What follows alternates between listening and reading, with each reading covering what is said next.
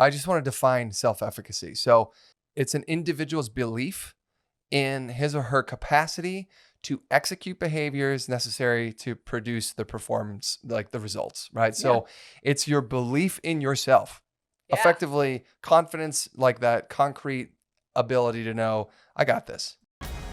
Welcome to the Be It Till You See It podcast, where we talk about taking messy action, knowing that perfect is boring. I'm Lesley Logan, Pilates instructor and fitness business coach. I've trained thousands of people around the world, and the number one thing I see stopping people from achieving anything is self-doubt. My friends, action brings clarity, and it's the antidote to fear. Each week, my guests will bring bold, executable, intrinsic, and targeted steps that you can use to put yourself first and be it till you see it. It's a practice, not a perfect. Let's get started. Oh, and stick around to the very end because we got some outtakes. That's been happening. There's always outtakes, and the team does collect them for bloopers on the YouTube, but we're adding them into the end of the pod because you know what? You need to know that we are not perfect. You're not perfect. And Nobody's we're perfect. enjoying the process. And we are enjoying that. So have a good laugh on our behalf. Love you. Welcome back to the Be It Till You See It interview recap, where my co-host in life, Brad, and I are going to discuss the inspirited convo I had with JJ DiGeronimo in our last episode. I hope it's encouraging to you. I hope it's in spirit to you. Inspiriting. Yeah.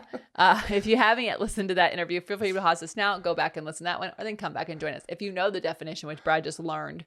Yeah, it means encouraging. Yeah. So I hope that my mistakes are encouraging to you. Okay. Today is August 10th. It's National Update Your Bio Day. So team, go do that. No, I'm kidding. Nothing brings me to tears more It's than not having... update your boss's bio day. It's update your bio day. So you remember that LinkedIn profile that you started 10 years ago and haven't looked at since? Yeah, that bio. Go update that bio. Go update all of your handles. Like, look at all your like, just go look and make sure. Like, every once in a while, I go back into Facebook and I'm like, how did I describe myself in 2012?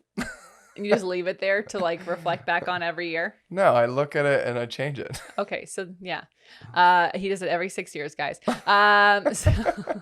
So you guys, we are on tour on this date. Yeah, we are on the road somewhere in Oregon. I feel no, the 10th. The 10th. We're in Sacramento. Yeah, we're in Sacramento. We're in Sacramento. We're in Fairfield. Oh, we're at Sacramento, our sponsors. Grass Valley. We're at our sponsors' headquarters. Yeah, we're at Balanced Bodies headquarters. So Balanced Body is sponsoring the tour, and we're doing some really fun things with them to just make it a big community event. We love Balanced Body, Contrology, all that they do. Yeah, that's how supportive they are of the community. That's exactly what I was going to say. The alignment there on community is one of the things we always talk about and love the most, is that they're all about community. And that's something, as you know, OPC is one of the founding pillars of OPC is community as well. Yeah, when I told them in 2019 we were getting the van, and they're like, to go on tour? And I'm like, yeah. They're like, huh.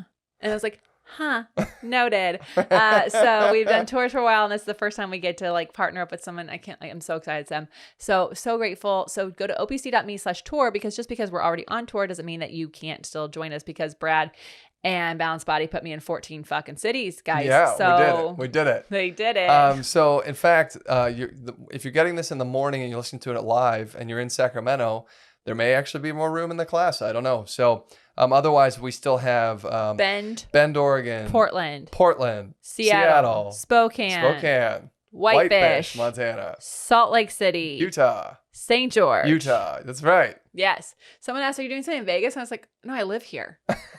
I'm here. Like, Viva Las Vegas. Get over here when I'm here, which is not very long, because I'll be back from the tour and then I'm going to Poland. So that's right. Meet me in Poland, you guys. I don't know when I'm coming back, so this is your chance. And I'm so excited. We've got some of our agency members meeting me in Poland, which is so great. Some OPC members that are meeting me in Poland. Totally. And then we're going to also, I come back from Poland and we go right into the 7-day coaching program called Agency Mini. It's Agency Mini number 9, you guys. Yeah. So it's our tried and true program. It is this, if you're listening to this in real time, you can get on the wait list still and still get the access to the 4 extra weeks for the early bird price. Right. However, if you're listening to us a week after, Still get on the wait list, but you'll just hear about, we'll make sure you hear about the early bird price when it comes out. So go to profitableapplies.com/mini to get on that wait list. Yep. Then we'll be home for a couple weeks and we go to Cambodia in October. Yeah, it's as crazy. You know. I can't wait. So freaking excited. Can't wait. Bring on the humidity. I'm ready. And then we're still at this moment working out November details. Honestly, like it's probably worked out by the time this comes out, but while we're recording it, I'm still working it out. I'm waiting on a few things. But I have some ideas. And then December, we're going to be back on the road for our winter tour. So those of you who are like, but I live in Chicago, we haven't forgotten about you. It's freaking cold there. So I'm still not sure, but we'll get to the other half of the country-ish. If you're on the 70 or the 20 or the 10, I don't really know what we take, but we'll take something. And if you're on that, we'll figure it out. Yeah. Okay. Before we talk to JJ, or about JJ, I should say, what is our audience question? Oh yeah. I mean, right now, y'all, when we're recording this, we're having record-breaking heat in Vegas. It's right now? supposed to be 117, which is like 1 degree shy of the hottest ever recorded in Vegas. It's 115 right now. Yeah. And the high today is 116. So we did not hit the high. Well, that's so people keep asking, like everyone's like, hey, are you guys okay? Like, what's going on? How do you handle the heat? And honestly, it's not rocket science. It's just simply stay inside. Yeah. Stay inside. Make sure you have air conditioning, or we have an evap cooler, and we're testing out that evap cooler, pushing it pretty hard right now. Usually, when it gets this hot, the evap cooler doesn't work very well, but it's not so bad. I'm speak for yourself. We're only sweating a little. I'm not doing another night with that evap cooler on, my friend. We definitely could kick on the AC at night. When it gets this hot. That's the That's usually when you want to kick it. But flip it also, over. I just think like nothing is actually, everything has balance, right? Nothing is actually perfect. So like, I would love to live in Hawaii. I would love it. But then my oat milk would be $10. So I could have the beautifulness of Hawaii every day. I could wake up looking at the water every day. And I better know how to make my fucking own oat milk, or every time I want to ship something, it's like a thing to get it there. Totally. Or I could live in California, but then I have to deal with like lack of space or more expensive housing or whatever. And I love California. Trust me, I'd go back any day, but we have so much space in our house in Vegas. We have amazing community, amazing neighbors. And for 3 months of the year, it's a little bit fucking hot. And, everyone just knows. Yeah. And everyone just does it. And, went to a house party and last night. And we sat outside because you also you kind of just go, this is 3 months of the year. It's 3 months, It's not even. It's like hotter than, it's really like maybe like 6 weeks with the hottest part of it. So it gets hot. And then it gets hot. Yeah. So more importantly, we just have to make sure the dogs stay in the house. Yes. I'm looking at you, August. Jumped through a bedroom window while we were gone. So he was out in the backyard all night. So that was fun. Not all night. Well, just probably at least an hour. At any rate, you kind of check on the people who are older. That's I'm more concerned with them. And then you don't I'm not lunching. I don't understand why people come to Vegas in the summer. But they do. They love Vegas in the summer. And I mean, the pool's fine, but it's hot. So, thank you for the concerns. We've gotten so many texts. And also just come to Vegas in the fall and spring. I promise you it's better. Or even the winter. It's nice when it's cold here. Yeah, I love it. So pretty. The cactus looks so pretty when it's cold. Sometimes there's snow on them. Okay, now let's talk about JJ DiGeronimo. An empowering, award-winning author and passionate advocate for women's self-efficacy. JJ champions the power of saying no to help women step into what life is calling them to do instead. Yeah, so loved her because she's such a be it till you see it kind of person. Everything she coaches on people doing is acting before they're ready. So we talked a lot about self-efficacy, and I think that's really... it's a cool thing to think about. I don't think people think about that. They think about confidence and that stuff, but self-efficacy is learned. Yeah. And I just want to define self-efficacy. So it's an individual's belief in his or her capacity to execute behaviors necessary to produce the performance, the results, right? Yeah. So it's your belief in yourself. Yeah. Effectively, confidence, that concrete ability to know, I got this. Yeah. So she said it is learned. and it's having a vision for where you want to go and believing you can achieve it. But the catch is you can only grow your self-efficacy if you take opportunities before you're ready. So you're going to have to believe you can do the thing before you're ready to do the thing so that you can do the thing. Somebody told me about a podcast that talks all about that. Oh, is that this one? Oh, is that Be It Till You See It? Ding, ding, ding. You're a winner. So she said, if you are waiting to be 100% prepared or 120% prepared, you're actually hurting yourself. You're not doing anything for that confidence bucket, baby. You're not doing anything for your Be It bucket. You're not doing anything for your self-efficacy bucket. Did it. Ding, ding, ding. Listen to the outtakes and see how many times it took me to get that one. So she said, take the leap. She said, go for it. Go make the call. Do the Google search. She encourages women to step into their potential even when they only feel 60 to 70% ready. I just want to talk about something. That's her 70% rule. Yes. I think it's cool. So I just want to say something. I was walking with Jenny Schatzel. Shout out to my babe. She is episode 68. What? Hold on. I'm looking now. Look it up. I might be really off because I really just guessed. I really guessed. However, we had her on the podcast totally early on. So that was kind of my thing. But she episode 95. Okay. It was very no, not even close. At any rate, so she and I were talking about how like women will see an like a job available and they'll have 9 out of the 10 requirements. And they'll go, oh, I got to go with that 10th thing, then I can apply. But a dude will have 4 or 5 and go, yep, applying for that.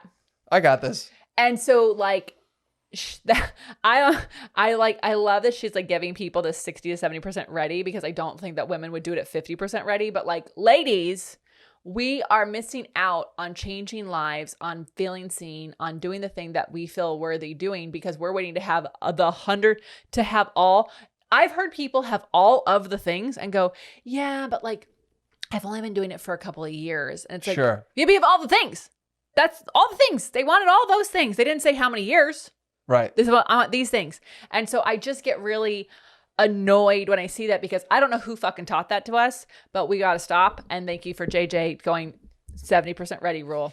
Don't take messy action, right? We talk about it all the time with profitable Pilates. And, you're totally right. I think that there's another, a clear indicator of self-efficacy that needs to be learned and worked on would be if you're constantly trying to get new certifications for new things.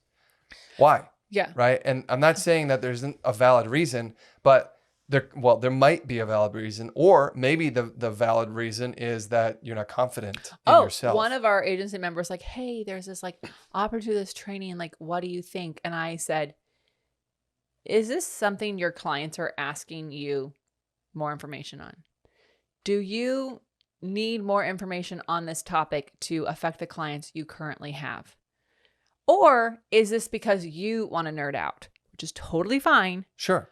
But if you think it's going to make you more famous, it's not. Or if you think it's going to bring you more clients, it's not. No, you get more clients by going out and getting more clients and telling them how you can help them. So unless you need this thing because of all the clients you're trying to help, like for example, I had a couple people who were coaching who had one Parkinson patient come through. They did some research, but then that doctor was like, hey, can you take more? Then yes, she needs to go get more training. I'm not a pre-postnatal teacher. I can teach my clients who get pregnant. But if I was to be someone who wanted to teach pre-postnatal clients as a majority, I would want to go get that training. So like for you, for example, certified in Pilates forever, right? And you were like, I'm looking at my offering of what I want to work with my clients on, and I don't need another movement certification, but I could get a breathwork certification. Yes. Or I could get a habits, mindfulness, mindset certification. Yes. Right. And so these are the kind of the different pillars of the overall product that you're offering in the long term. And so supporting those things gives you more qualifications towards your ultimate goal. That makes total sense. But you don't need to do another Pilates certification. No, also, this is really hilarious. I remember I had to move one of my clients. I had him for like 12 years and I had to move him to take a session, to take a workshop with my teacher, Jay. And he goes, if you are taking this workshop so you can just raise your rates again, like we don't really care what you're learning there. We're good. And I said, Thank you.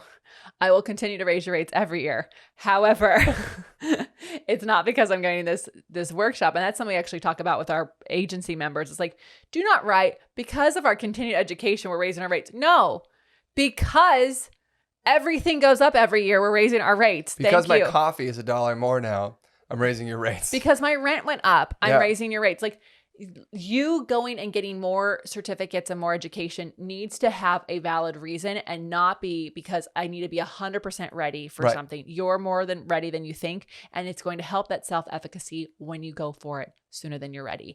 All right, Brad, your turn. And Okay. I just want to point out, I said it right that time. You did. Nailed it. All Nailed right. Okay. So she said to create things that are going to act as a catapult.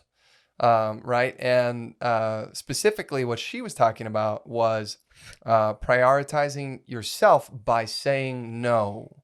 And this is really interesting because she said she, was a single, working in tech startups through her 20s and into her 30s. And it wasn't until her 30s that she decided to start saying yes to things like getting married, moving to the suburbs, procreating, having kids, and so she, but in that, she said, it's so easy for me to understand how women get lost in their 30s and 40s because of all the things that we pile on that we think, oh, this is just the normal course of things. Maybe we'll just buy a house, or maybe we'll just have a kid or have another kid or whatever, get a dog. I mean, when you start saying yes to all that stuff, no problem with those things. But you also have to remember that you have the power to say no as well, because you need to make sure you can prioritize yourself. And when you're prioritizing yourself, that can act as a catapult to help move you forward, right? So especially when it comes to confidence. She said, she asserts that one must prioritize or believe in what you're pursuing and confidently allocate time to create things that will act as that catapult. And so the power of saying no aligns with that. And then it allows you to be, when you say no, it allows you to focus on the things that you did say yes to. Yeah. I just was sitting here thinking we need a mug that says no. And on the back, it says, Me first. me first. I'm saying yes to something else. Yeah. I'm saying yes to something else. Meredith. Yeah. Meredith. I really love this. It's actually really funny when people have asked, and they'd probably never ask you, but they always ask me, like, oh, are you and Brad going to have kids? And I say no. And they look, and I'm like, I really enjoy the time I have with him. Right. I really enjoy the things that we do in this life. And if we had kids, that would change. And people go, well, yeah, but you figured out, no. Yeah. I really enjoy this. Yeah. I don't need to figure it out. I love traveling. I don't want to mess that up. No, we already have 3 dogs. I already mess it up. Yeah. So I'm solid. And their psyche is not going to be so fucked up that it's going to affect the rest of the world. So there's that too. it's too much pressure for me. Yeah. So, I mean, we've talked about this before in the past, boundaries, prioritizing yourself. But I think the difference here with JJ is she's really talking about, being conscientious of what you're saying yes to. And you are allowed to say no, because when you say no, it's giving you the focus to make the yeses even more, powerful. So, JJ, love you. That's great. All right. So finally, let's talk about those be it action items. What bold, executable, intrinsic, or targeted action items can we take away from your convo with JJ DiGeronimo?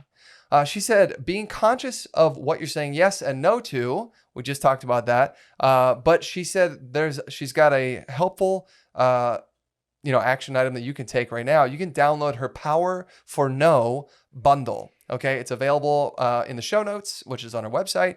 And she named it the Power of No because once you really start being conscious of what you're saying yes and no to, you'll start feeling more confident in yourself.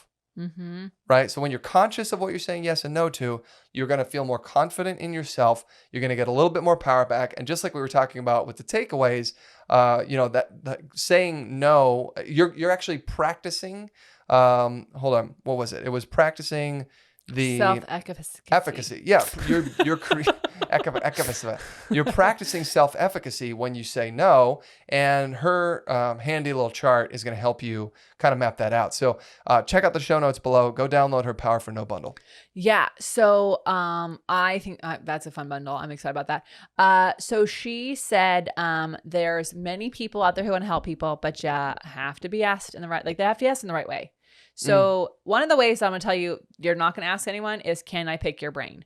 Nobody wants their brain picked. It doesn't sound pleasant. Just like listen to that. No one wants it. Can I pick your nose? Can I meet you for coffee and pick your brain? No. But she talked about her own personal story when she wanted to publish her book. She looked at different authors who'd published a book. She did some research on the posts that she did. And then she was very specific when she was like, okay, I think I have an idea of what I need to do, but I'm going to reach out to these influencers and ask specific questions and ask them if she could have a 20-minute call with them to ask these questions. So you have to understand that people do want to help. I love helping people. And I will tell you this, when people ask me a very specific question, I am more likely to answer said specific question, even if it is, I love this question and I answer it all the time in my coaching group, and here's how you can do that. Right. But if you're just like, hey, I've been thinking of doing memberships, like, what do you think I need to know? It's like, yeah, so vague. I don't even want to tell you, like my response now to you to be in my coaching group is going to sound like I'm being vague. So like, but, right. Or like, I don't even know how to help you. I think you should Google it. So like, and I understand when you're in the beginning of things, you're not really sure, but this is what is so much different than like our lives versus women in their 40s and the 80s lives, y'all. They did not have the Google that we have today. So like they had to go to the library. They had to like climb the ladders of like hit the glass ceiling. So we have this opportunity to like look at people who are a little bit further ahead than us, more further ahead than us, like all the different levels ahead, and kind of go, okay, this person is 2 steps ahead. What did they do when they did this? Okay, cool. I can do that. Oh, this person. Okay. And then also ask them, do you have this as a resource? Because then you're giving them permission to give you resources if they're very busy, and they don't have to feel like an asshole as well. Yeah. So I'm big on that. So, but I also, she said like cultivating these conversations with different people. That's how networks are built. You guys, you're not meant to do this alone. No. You do need to put yourself in rooms where people are doing things at 70%. You do need to be in rooms where people are a little bit, I've talked about this before, plus, minus, and equals. You need to have someone who's in front of you. You need to have someone who's at your level, and you have someone that is behind you, because then you'll actually get confidence by helping the person who's behind you. Sure. You'll have someone who lets you feel like you're like, oh, we're doing it. Like today I just had a call with Lauren. We are at equal. We're both like trying to kick some fucking ass to get our businesses to this next level. We've had great success. We want another level. We know the people who are plus, and I'd love to be on a walk and talk with them, but we got to get there or I need to pay them for their time. Yeah. So anyways, I think with the cultivating, those relationships, she actually led by example here. A couple years ago, she started a group for moms in tech, and it started with like 14 ladies, and they didn't even talk about work. They just talked about life. And that group has grown to 8,000 people. It's insane. Yeah, pretty bananas. So anyway, love that. Being in community, we're all about that. So yeah. Well, how are you going to use these tips in your life? Yeah, we want to know. I'm Lesley Logan. And I'm Brad Crowell. Make sure you share this with someone who needs to learn the word no. Make sure you share this with someone who needs to apply before they're ready. Sometimes they don't, you're like, I've already told them. So then have someone else tell them, hi, what about someone send else? This podcast. Yeah. And until next time, be it till you see it. Bye for now. That's all I got for this episode of the Be It Till You See It podcast. One thing that would help both myself and future listeners is for you to rate the show and leave a review. And follow or subscribe for free wherever you listen to your podcast. Also, make sure to introduce yourself over at the Be It Pod on Instagram. I would love to know more about you. Share this episode with whoever you think needs to hear it. Help us and others be it till you see it. Have an awesome day. Be It Till You See It is a production of the Bloom Podcast Network. It's written, filmed, and recorded by your host, Lesley Logan, and me, Brad Crowell. It is produced and edited by the epic team at Diseño. Our theme music is by Ali at Apex Production Music, and our branding by designer and artist Gianfranco Chofi.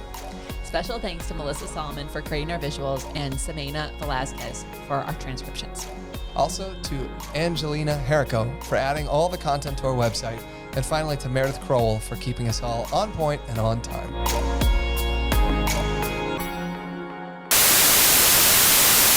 Welcome back to the Be It Till You See It interview recap, where my co-host in life, Brad, and I are going to discuss the inspirited combo.